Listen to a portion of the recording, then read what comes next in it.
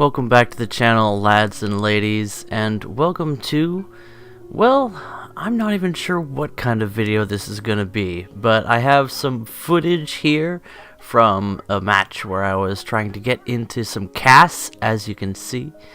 Close air support and anti-CAS flying has been really interesting to me lately, and it's given me an opportunity to play a lot of vehicles that I don't generally spend so much time in. The fighters that aren't quite the meta, or they're just not quite my style. And I've found that in tank realistic battles, I'm a lot more able to get a feel for them and find a place where they can be useful.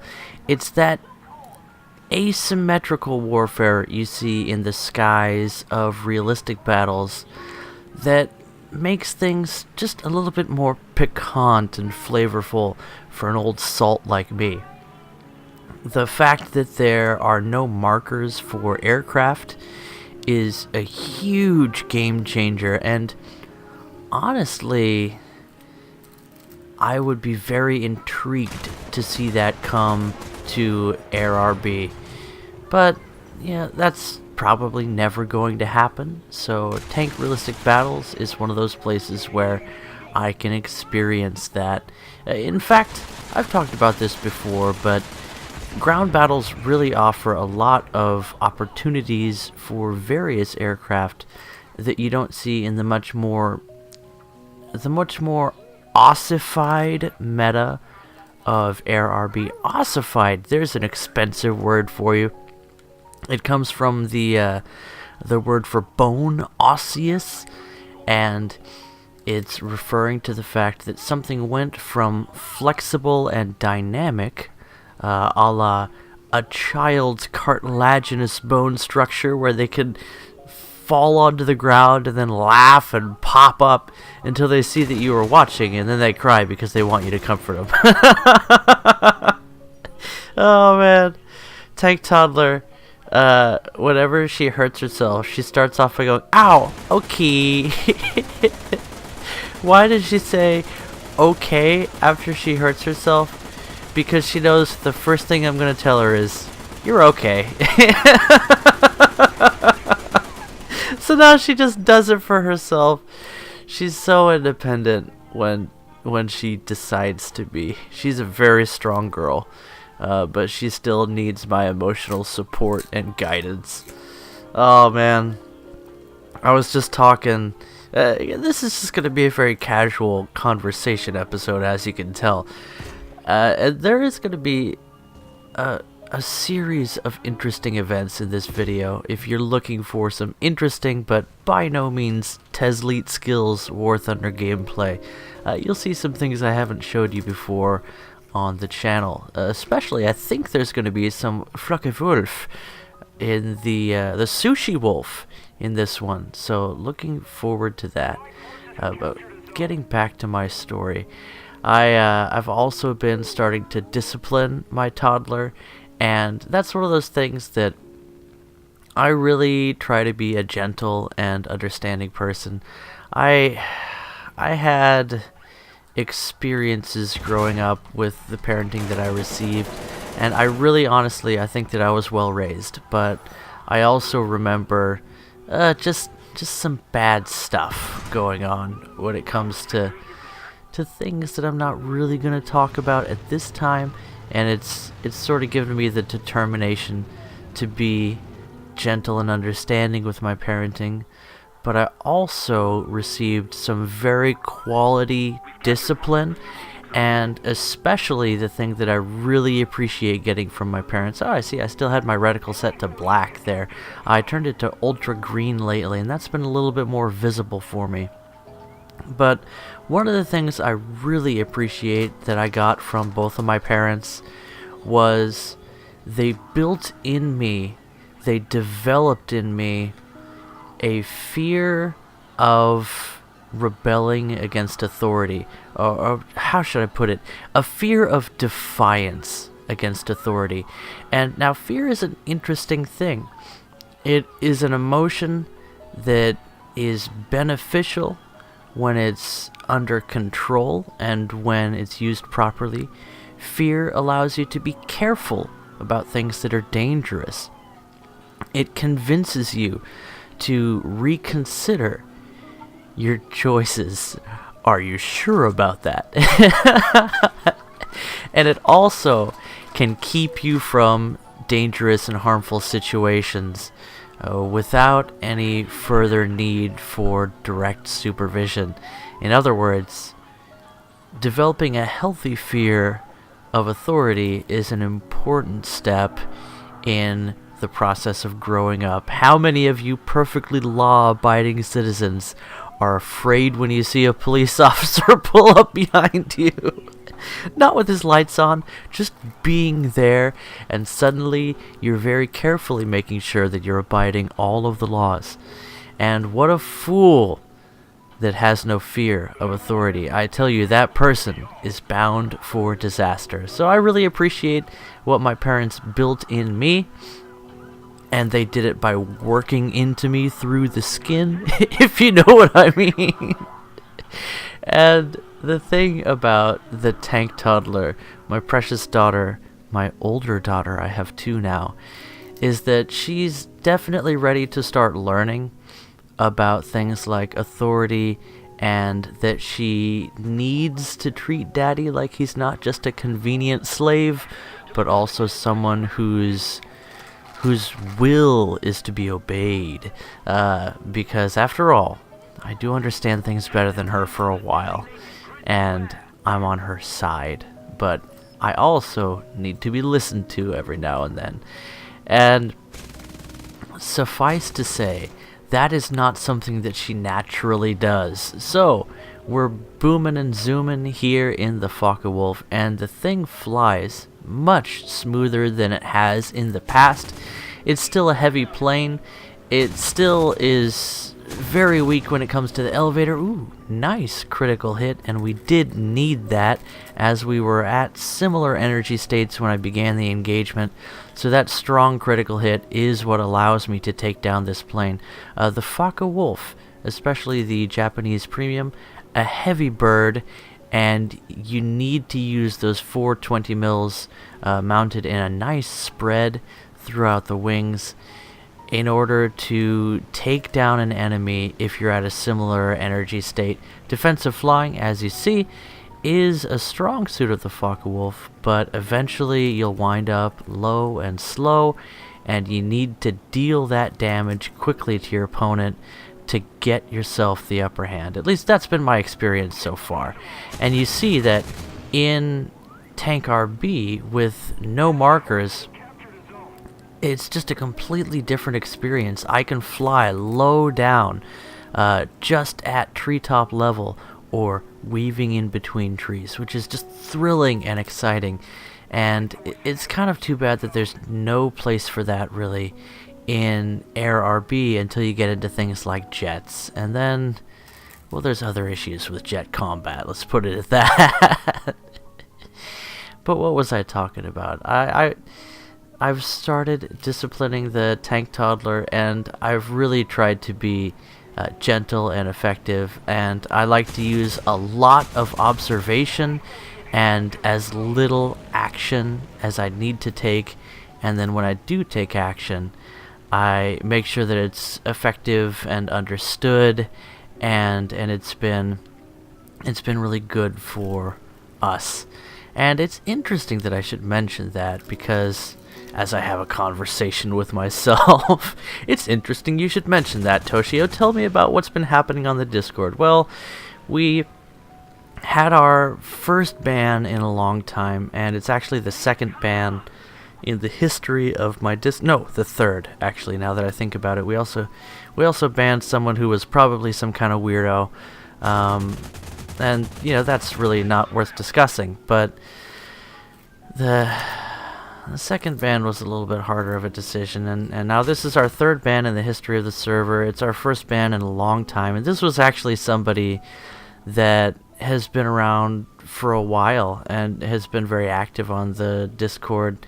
And again, coming down to discipline, a ban is not a disciplinary action as much as it's an execution. You know, with discipline, you expect someone to learn, and, well, I guess with this ban, I'm not going to get into the details, but I definitely try to apply the same principles to running my Discord as I apply to dealing with my own kids, and that is to use a lot of observation, and a lot of times I'll just watch someone's behavior and not engage, and then when I do engage, I try to do so in a way that's correct, that's decisive, that's not reactionary, but appropriate. So reactionary would be just going with your reaction to the situation. Somebody slaps you in the side of the face. Ow! WTF, right? That's reactionary. Versus someone slaps you in the face, you pull back, you think about what's going on, you decide what the appropriate action is, and then you kick them in the nuts, you know, or whatever you need to do. But you take that time to think about, where's this coming from? What's the right action? Okay, if I do that, then what happens? And I followed up on this. I talked with the person that I executed from the Discord, and I just decided that this person would probably be happier engaging in someone else's Discord with their time, and that's a hard decision to make, because I really want you guys to know, and I didn't make this video to talk about that, by the way. We just ended up talking about that. But the real reason I wanted to make this video is to talk about why this is going to seem like it's coming out of the blue, but I wanted to talk about why I continue to invite people to the channel, Toshio Thunder YouTube, and why I continue to invite people to the Discord. And this will be, you know, people that I'm just talking with in the game generally, and sometimes I'll give a general invitation. Hey guys, you know, this might end up on the channel, come check us out if you want to. And other times I'll see somebody in the game and I'll be like, you know what, you belong at Toshio Thunder Zone, so why don't you come check it out if you want to. And why do I do that? Well, obviously I love promoting my own channel, and I know a lot of people don't like the idea of self-promotion, because people are constantly, and I understand this completely because it happens to me, my cell phone is constantly bombarded by unsolicited phone calls, advertisements, right? People trying to get me to answer so they can sell me some crap that I don't need. And everything in our world now online is just bombarded with ads, sidebar ads, pop-up ads, embedded videos, things that pose as information but are really just ads. People paid to sell you something that they don't even care about. And I totally get, I understand that people get sick of that. I get sick of that. But why do I plug my own stuff? Because I really love my stuff. You guys hear me talking about my girls all the time, because I'm a huge fan of these girls. I'm really proud of them. I want people to understand what neat people they are, and I just delight in my family, in my wife and my girls. I delight in my family, my friends, my Sunday school kids, my Toshio Thunder kids, my Discord kids, and all of my friends. And I talk about you guys. I talk about them. I talk about the things that I love. And I'm not trying to sound proud. I'm not trying to build myself up.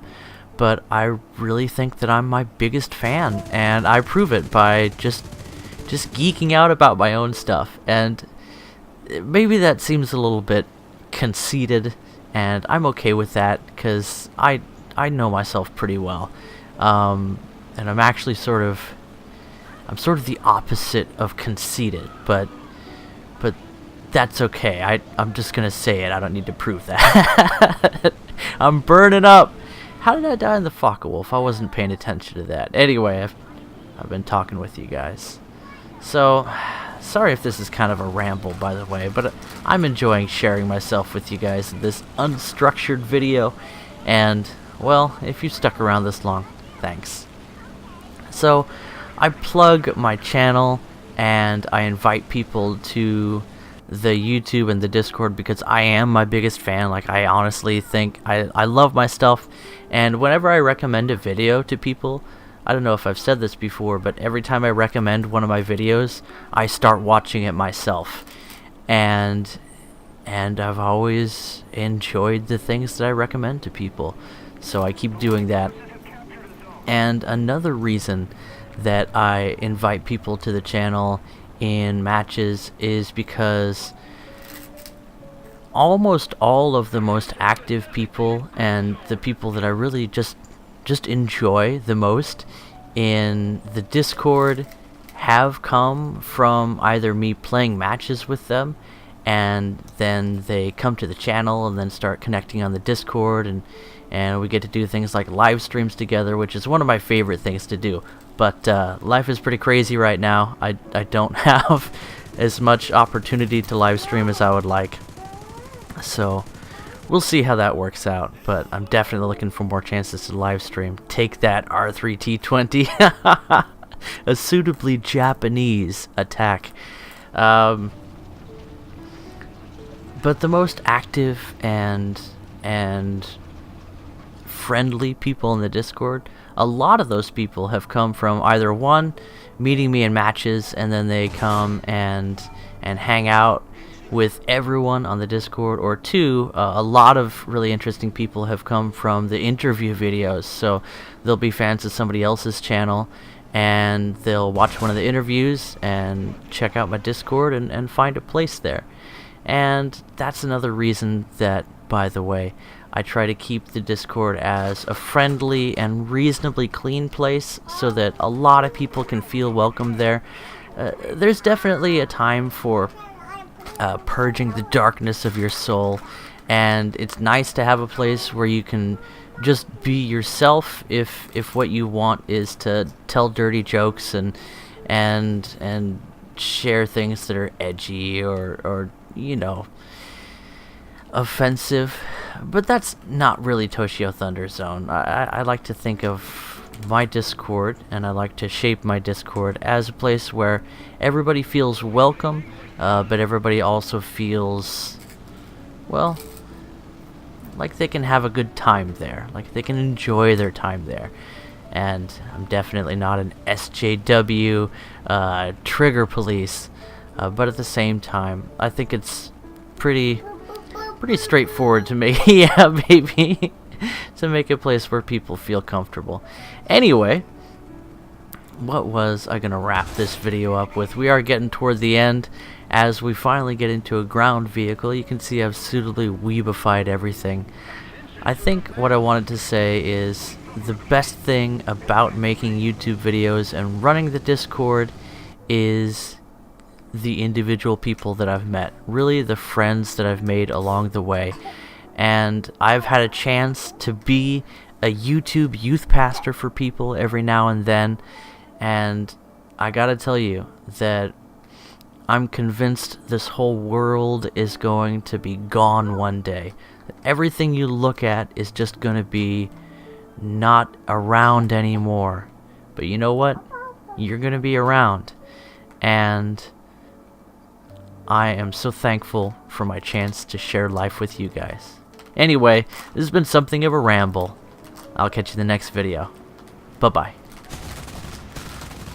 Can you believe how close we're getting to 1,000 subs, by the way? This channel is turning into a real thing, and it blows my mind.